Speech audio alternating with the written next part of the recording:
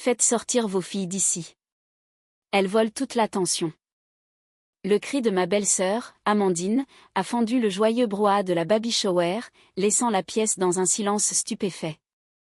Mes filles, Emma et Léa, âgées de 8 et 6 ans, se sont figées alors qu'elles aidaient à arranger la table des cadeaux, leurs petites mains tenant encore les paquets soigneusement emballés qu'elles organisaient. Je m'appelle Julie, et je n'aurais jamais pensé voir ma belle-sœur piquer une crise en public simplement parce que mes enfants étaient elles-mêmes.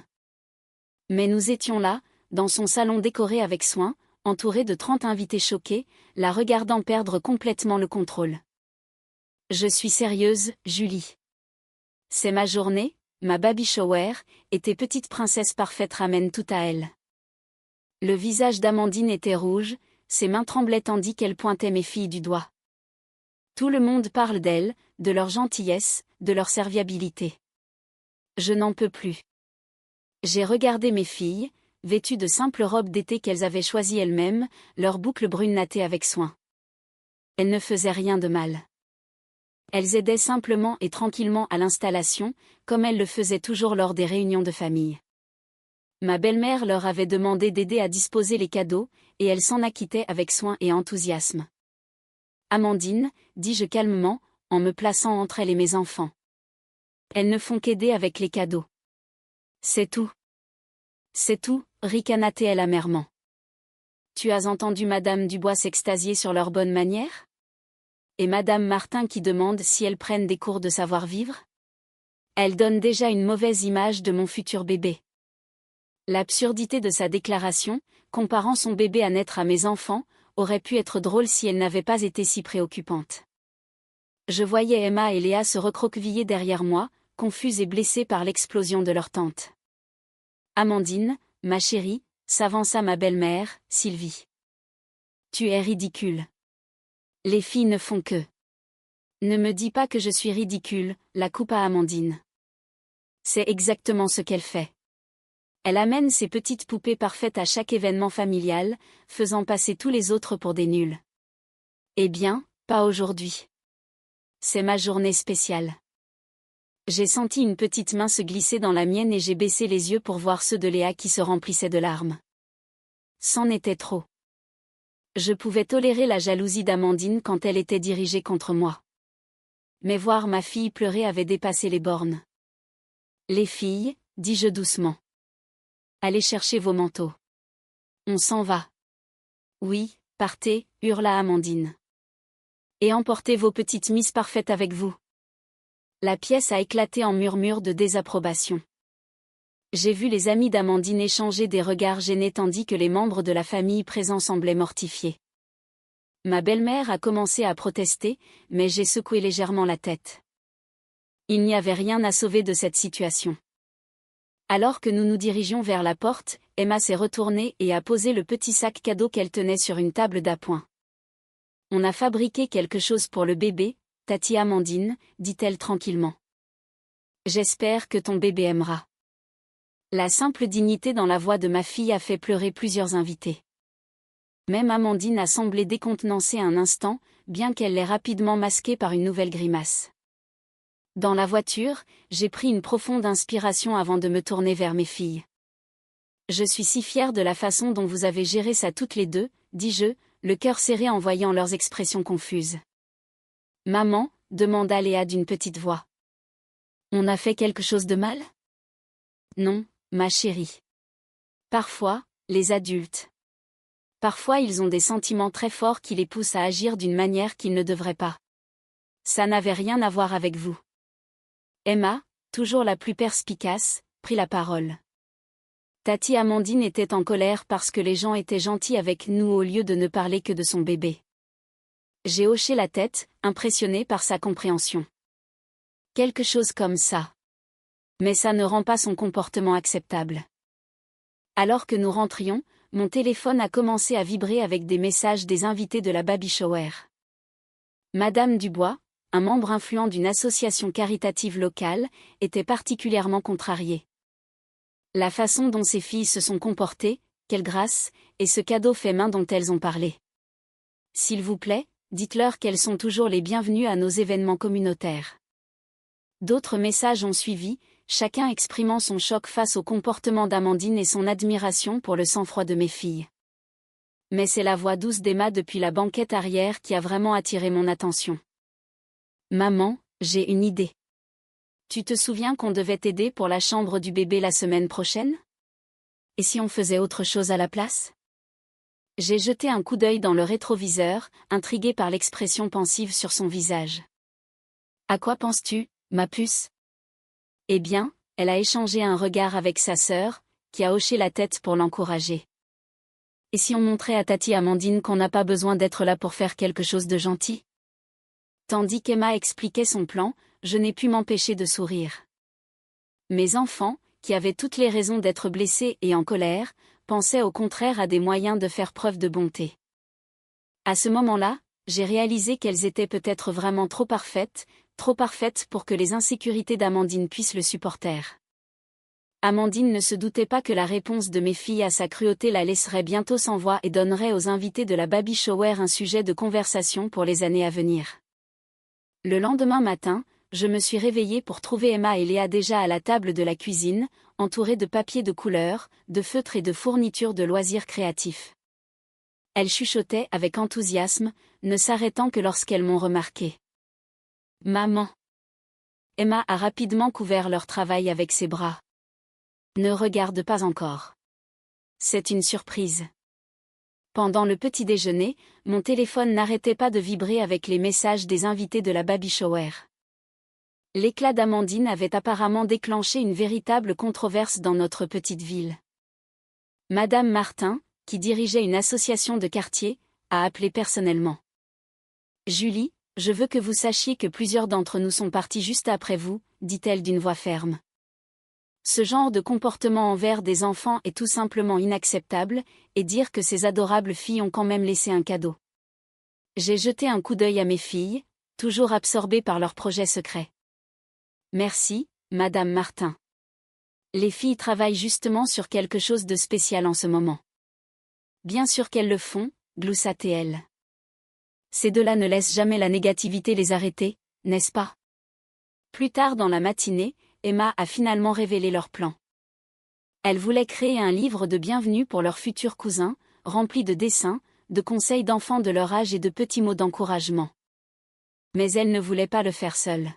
« On peut demander à nos amis de l'école de nous aider » demanda Léa, sautillant d'excitation. Comme un grand projet collectif.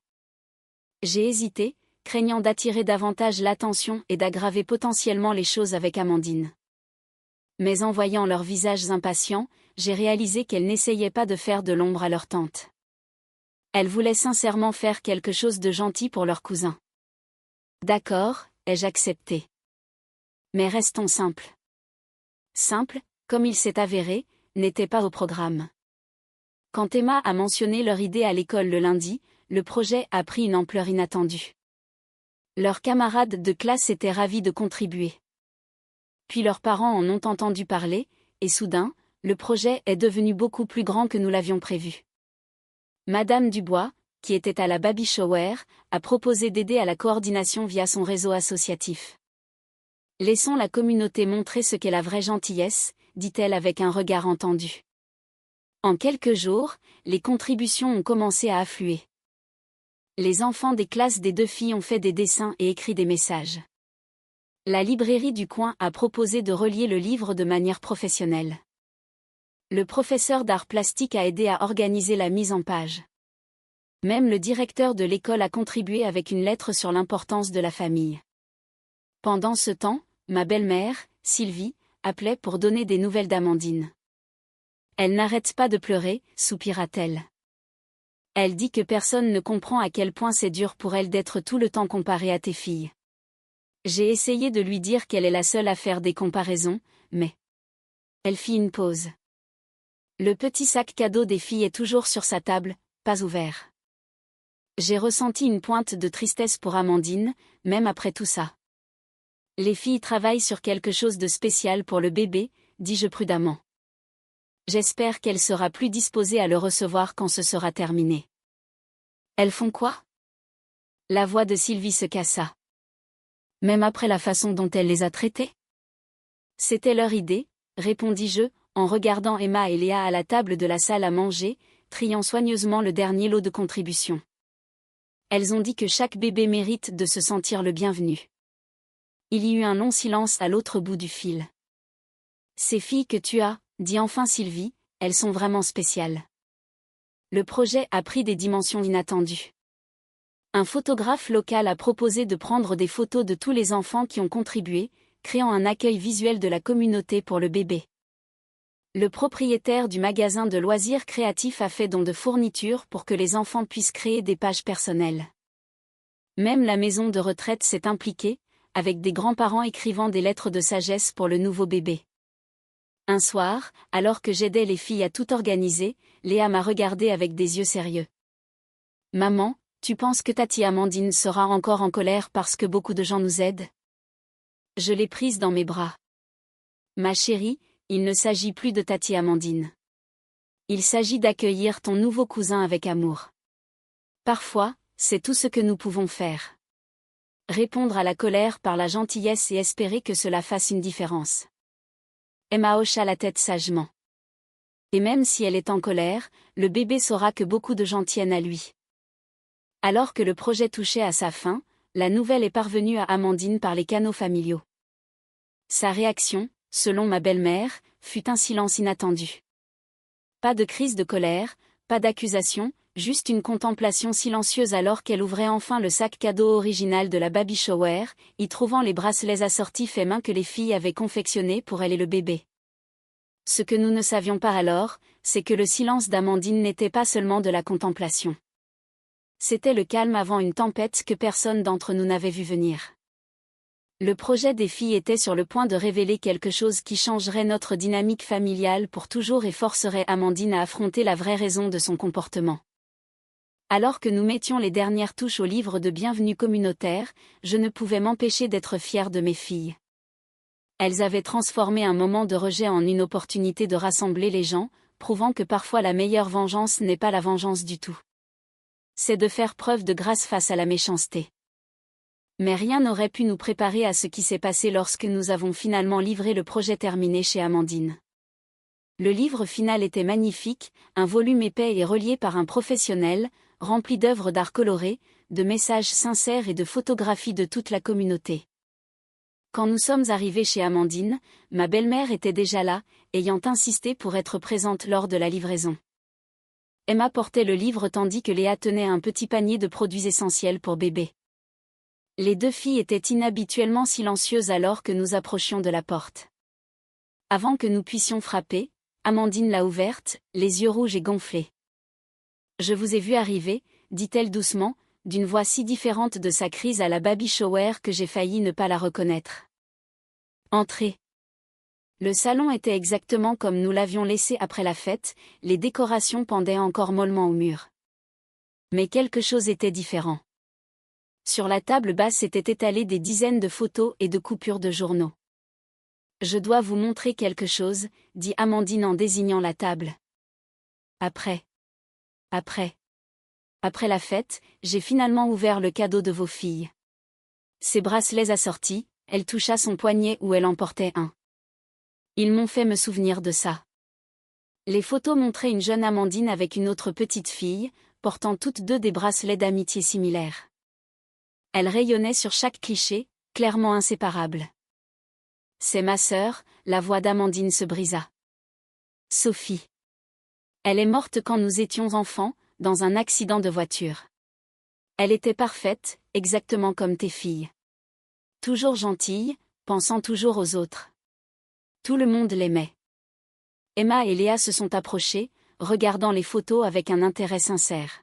« Quand j'ai vu comment tout le monde réagissait à tes filles à la baby shower, » continua Amandine en s'essuyant les yeux, « ça a tout fait remonter. Sophie était exactement comme elle à cet âge. Et moi? J'étais la sœur difficile, celle qui n'était jamais à la hauteur. » La compréhension m'a frappée.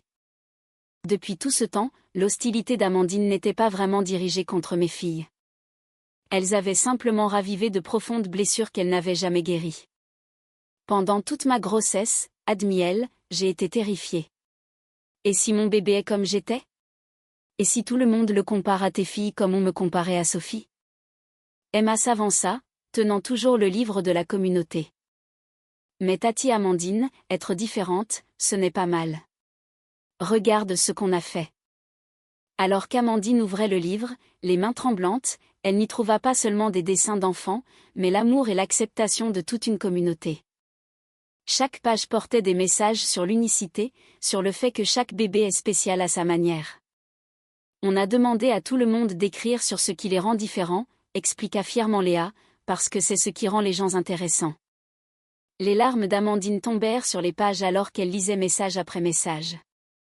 La bibliothécaire locale écrivait qu'elle était timide enfant mais qu'elle avait trouvé sa voie à travers les livres.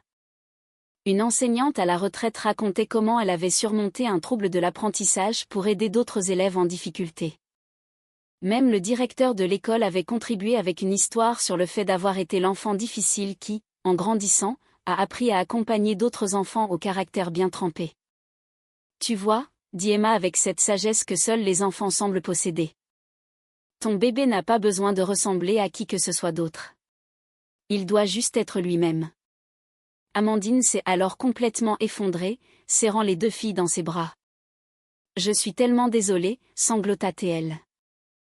J'ai été si horrible avec vous deux. J'étais tellement prisonnière de mon passé que je ne voyais pas les nièces incroyables que j'avais. Ma belle-mère, qui avait observé en silence, prit enfin la parole. Peut-être que ce bébé est ta chance de guérir, Amandine.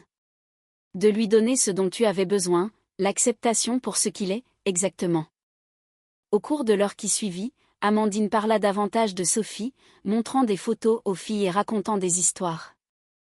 Pour la première fois, je ne la voyais pas comme ma belle-sœur difficile, mais comme quelqu'un qui portait une profonde douleur depuis bien trop longtemps. Alors que nous nous préparions à partir, Amandine nous arrêta. « Attendez », dit-elle en attrapant quelque chose derrière le canapé. C'était un sac d'une boutique pour bébé très chic. J'ai acheté ça la semaine dernière. J'avais trop honte de vous les donner. À l'intérieur se trouvaient 2 t-shirts meilleure cousine du monde, parfaitement à la taille d'Emma et Léa. Je me disais.